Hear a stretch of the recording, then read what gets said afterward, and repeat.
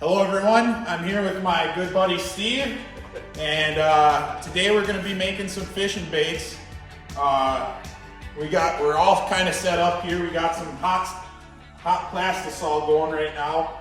We got to be quick, but Steve, what is the temperature for the plastisol? 320 to 350. Okay, and what do we got to do before we start pouring it in the mold here? Put some stuff in there. Yep, colorants, glitters, salt if you want, floatants if you're going to use some neti baits and stuff like that, and then start injecting. It doesn't matter like how much we're putting in, and I mean, you got some kind of recipes that you use? Yep, yeah, we kind of play with the recipes a little bit and stuff like that. If you add too much, obviously it's going to turn out darker. If you don't add enough, it's going to turn out too light. All right, well, let's get making some plastisol. So this. Now, one of the plus sides of using plastisol is you can pretty much customize any color, add anything to it, and it'll hold it'll still hold together. Is that correct, Steve? Correct. If you do add too much colorant to it, it does kind of get a little sticky a little bit. So you got to kind of watch yourself on that. Is there anything that you do to the mold before you put the plastisol in there? Unlike these cast molds right here, we do like to hit them with some metal polisher, which does kind of shine the bait up a little bit.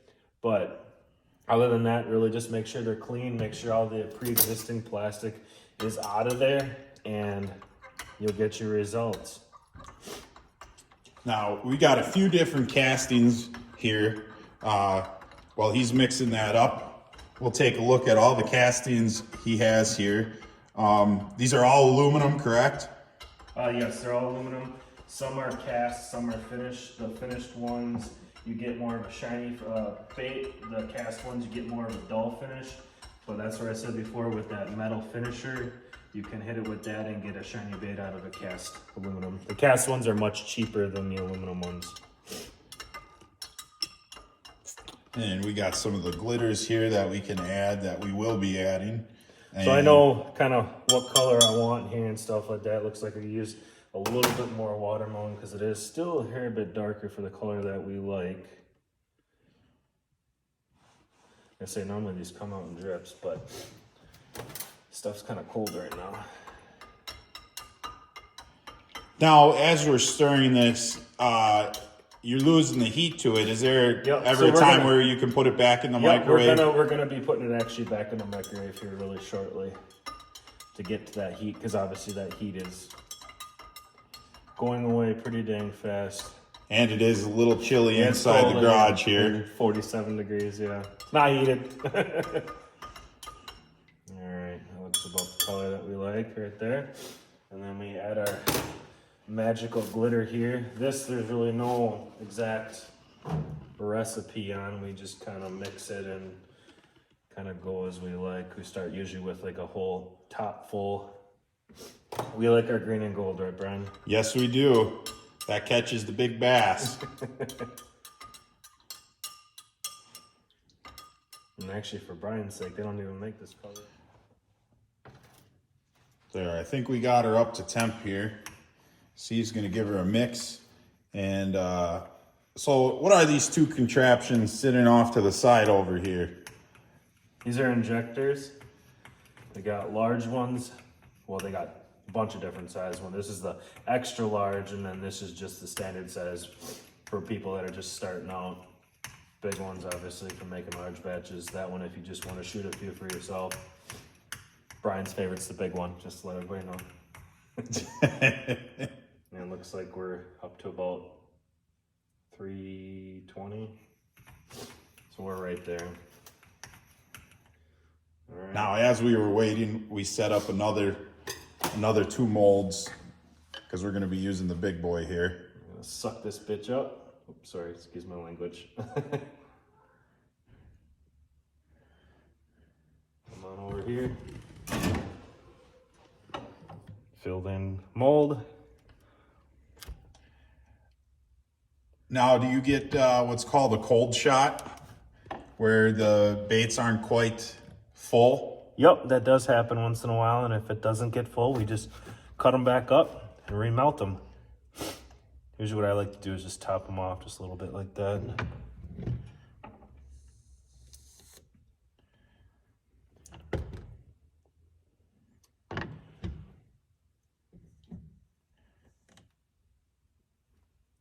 And what is it? What is the time for, how long do you normally let these sit?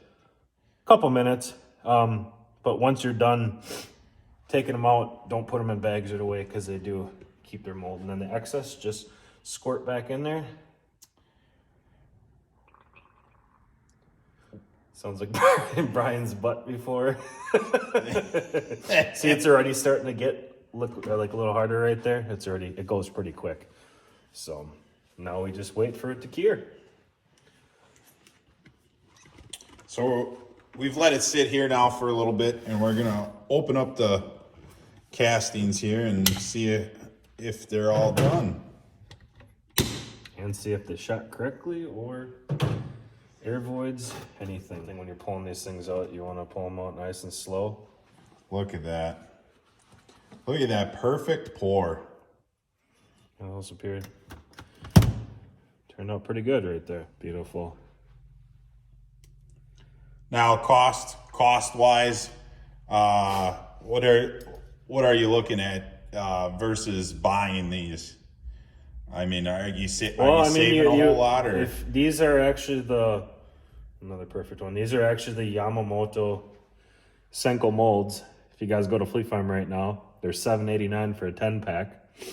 You buy a gallon of Plastisol, that's $46, and it can make approximately 780 of them. So you do the math. Yeah. That's why I make my own. Definitely a big difference. Oh yeah, it's just, it takes time to obviously make them and stuff like that. And like I say, once we get done with these, we'll just trim them off here. I can do that actually since. And because this is a thermoplastic, we can throw all the extra plastic that we didn't use or that we did use. We could throw it back, heat it up, and remelt it again. It, yep. And even these too, you know, when you get done fishing with them or whatever, save them up. Save them up. Brian saves them all up for me all the time, and melt them down, and you got more baits. What is that? Reuse, recycle, renew, or whatever? Yeah. So it's so yeah, there you got your perfect baits right there. Like I said, you gotta let them cure a little bit. They are still a little sticky, but now I don't know if you know this, but is there some shrinkage from the cavity inside the casting versus the actual bait?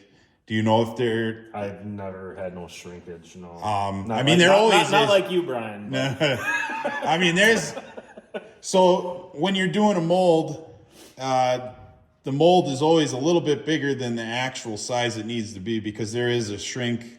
There's a percentage that it does shrink a little bit. I went online and I kind of looked at some of the numbers, and we're getting like 20,000s, 30,000s.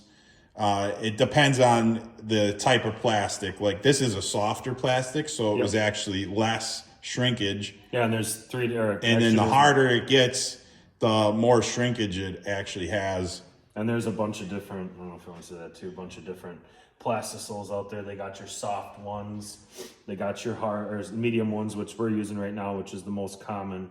And then you got your hard ones, which a lot of guys like to use for musky baits, saltwater, that kind of stuff. Yeah, and those ones tend to have a lot more shrinkage than, you know, your medium or your soft. So, but, well, that's all we got time for today. Yeah, that's it for the Plastisol pouring tutorial. Tutorial. Thanks, Steve, for having us here, and thanks, Brian, for the extra Plastisol. Yep, no problem, buddy. And I'll bring some samples into class. I'll have a few samples after we do some pours here. So, thanks for joining us, and see you next time on BS Outdoors.